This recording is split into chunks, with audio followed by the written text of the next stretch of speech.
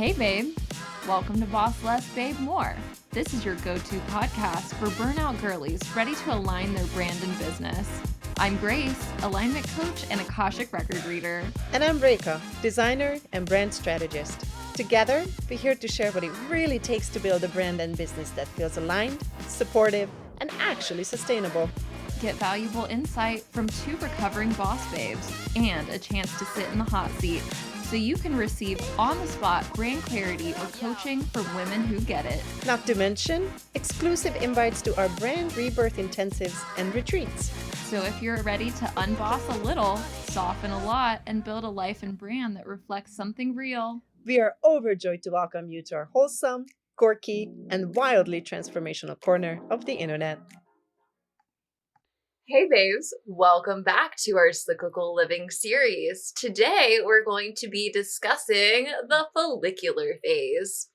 So, something that I realize very often is that most of us actually don't know all of the phases that we go through within the female reproductive cycle.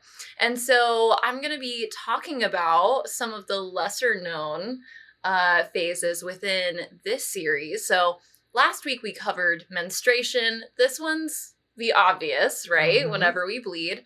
The next phase is actually the follicular phase.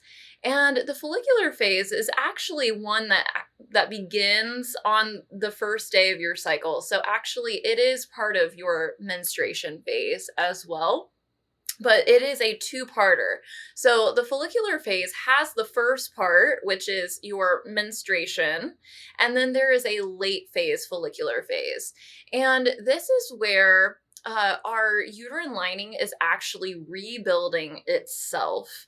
So this archetypally is the time of being in your inner spring, which I think is so beautiful. I mean, we're coming out of like a death portal with menstruation. Yeah. And then, of course, like the sun will always rise the next morning.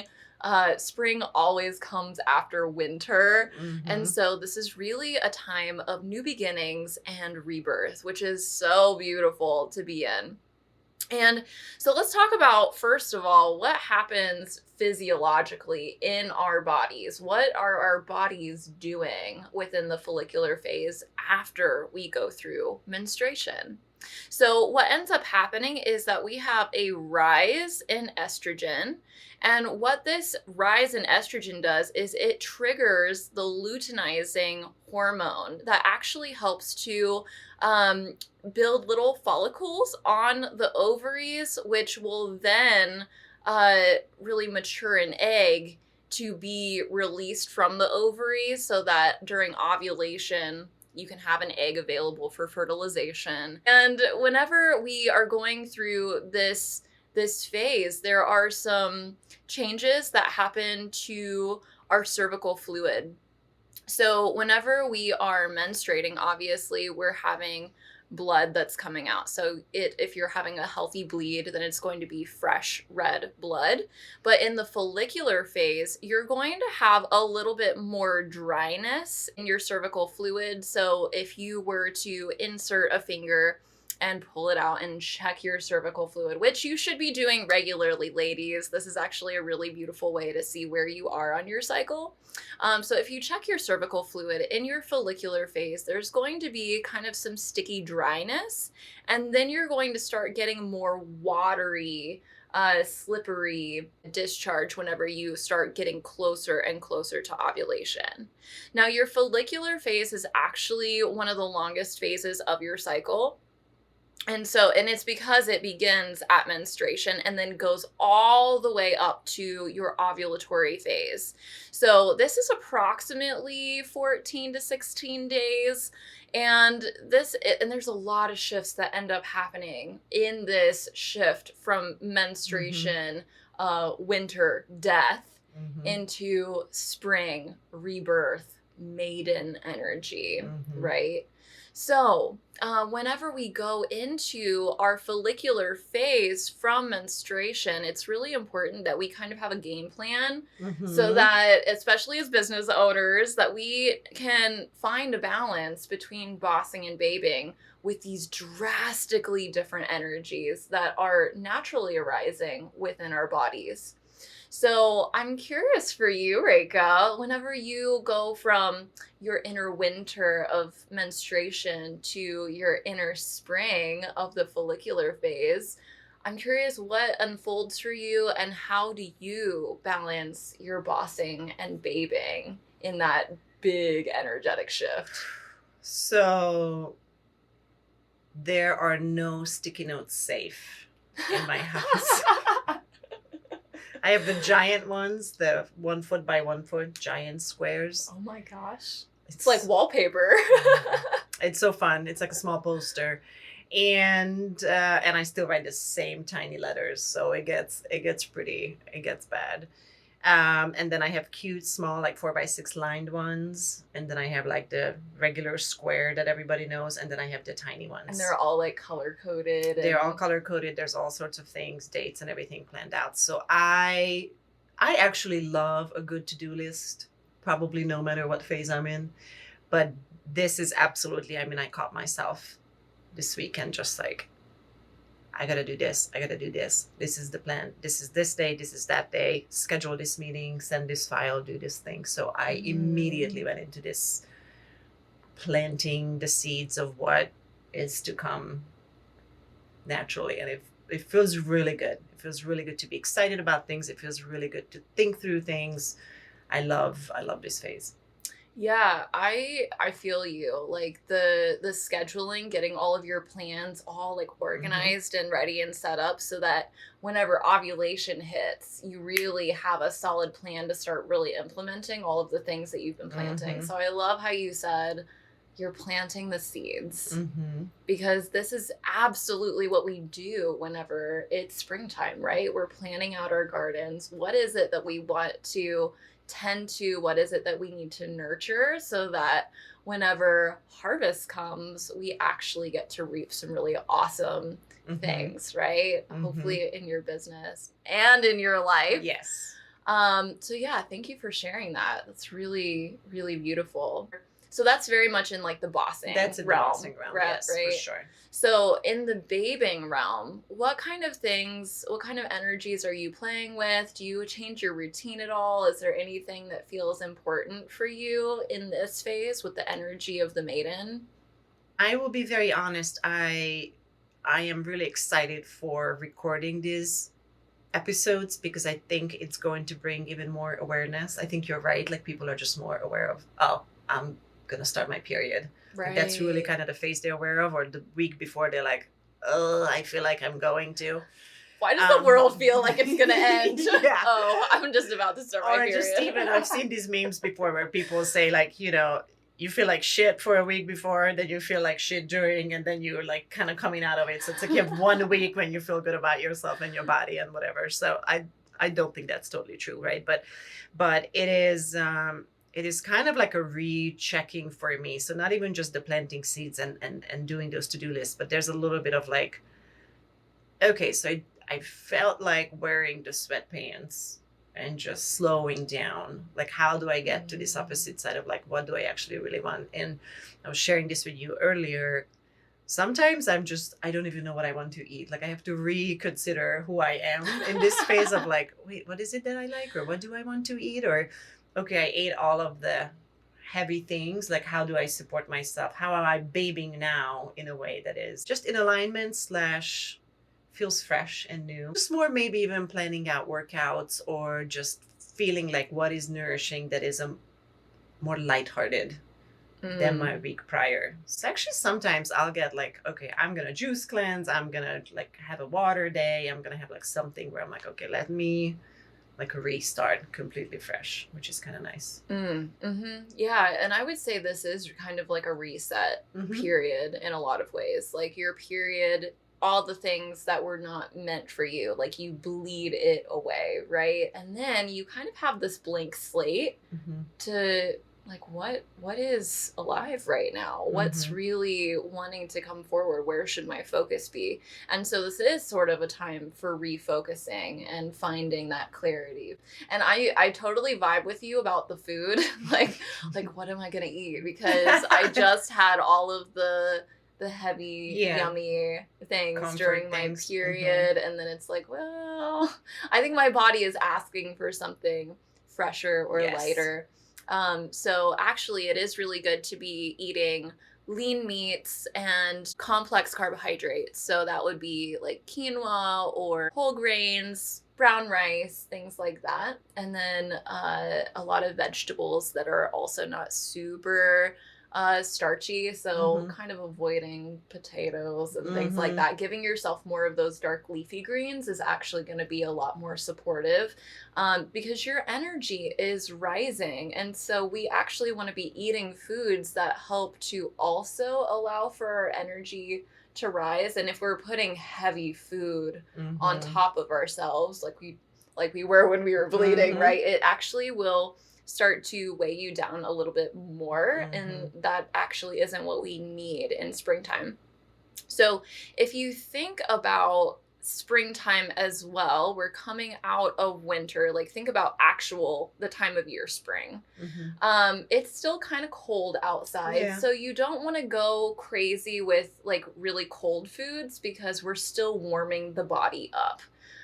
And so you want to make sure that you're also still like keeping your body warm. So wearing socks. Don't go barefoot on the hard floor during your period. Like wear Mm. fluffy socks. And I like to say that this should kind of continue throughout the follicular phase. Keep your feetsies warm. Okay. I love It's that. really, really good for you. And then also still allow yourself to drink those warming teas and things Mhm. like that. Fermented foods are really good. Healthy Mhm. fats like avocados, amazing. I love avocados. So there's still some lightness to these healthy fats, but it still is giving enough of that warmth to the body and enough sustenance to the body. Your body is nourished enough to be able to get that uterine lining thickened again. So we're preparing for ovulation here.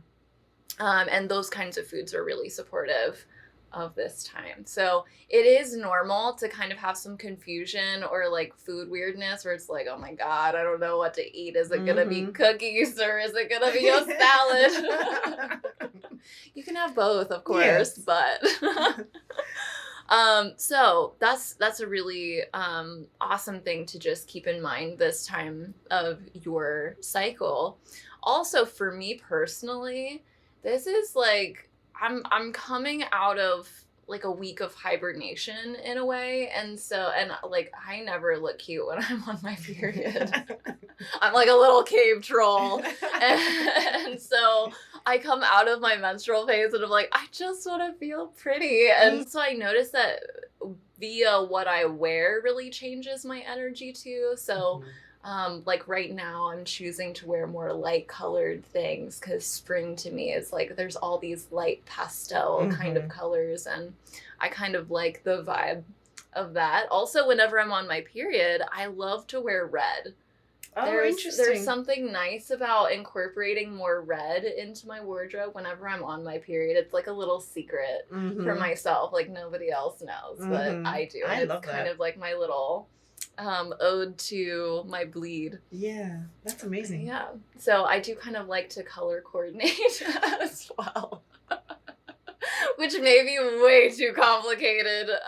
So, that's not, you have to do this, but No, but it does make it sense. It is feels. fun. Mhm. Yeah. And it kind of is a little reminder for myself of like just checking in with, oh, this is Yeah, where I am. It's kind of like that exactly. visual anchor that reminds me of, okay, honey, like you're not in ovulation right now, so you can calm down a little bit. You don't have to get everything done. Mhm. And I really try to bring in elements of play as Mhm. well. And I think the outfits are so fun. So that's part of play for me. But it's like, okay, energy is rising. Mhm. What would I like to play with? And if you guys are watching, not just listening, she actually looks like the painting, the girl with the pearl earring. And when you showed up today, I was like, oh my goodness, that is so fun. And then Aw. I know, like, you knew the reference, but it just made it even more fun that you're like, I can actually play this way Yeah, I feel with how like I look. I channel like almost like different energies or Hmm. archetypal energies through the way that I dress. So I like to kind of change my style based on whatever energy I want to put out there. So, Absolutely. I have some dresses that it's like, this is my power dress. When I put this on, mm, I feel in this particular way, yes, no matter the phase I'm in, for sure. I love that. Yeah. Yeah, there it's a pair of heels can Hmm. really just I don't know, turn you into a different woman. Hmm. So For I'm sure. all about, having your outfit kind of be that thing that helps to elevate Hmm. your energy or accentuate who you want to be that day. Yeah. I'm more of a clumsy giraffe when it comes to heels. So Ah! you will not often find me in heels. She's a newborn baby deer. Uh-huh. It's like, oh my God, flopping around. Nothing sexy about it. But It's pretty cute though. yeah, I can be clumsy with the heels. But I get like dresses. I love wearing dresses, and there's a couple like, here's a low cut, here's a whatever, a little side cut, like a low Yeah. plunge. Like I will put something on there. I'm like, I absolutely feel I could be bare feet in this and feel like somebody who would wear heels, Yes, queen. like that kind Yeah. of energy. I love that. Honestly, I'm barefoot like 95% of the time in the summertime. Like I show up here without shoes I've noticed. most every time. Like my clients know this. Like we take our shoes off for appointments. We are serious, but we do not wear shoes. Hmm. But there's something about how you're dressing that really Hmm. does shift the energy. So I'm curious for y'all. Is there something that you feel like you could implement that would make your follicular phase feel like this is a new me? This is a new version of me that I'm blossoming into. And also on the bossing end of the spectrum, what is it that you need to plan or create structure around so that whenever you hit ovulation and it's a time of heavy implementation, that everything is set up in a way for you to really flow Hmm. in that period of your cycle instead of, wow, I didn't plan for any of this and I have It's all of this hustle, hustle, hustle. energy where I'm not directing it effectively. So then yes, it is that hustle, Mm. hustle, hustle. And then maybe you end up hustling even past the end of your Yeah. ovulation phase and then doing that all the way through perhaps menstruation.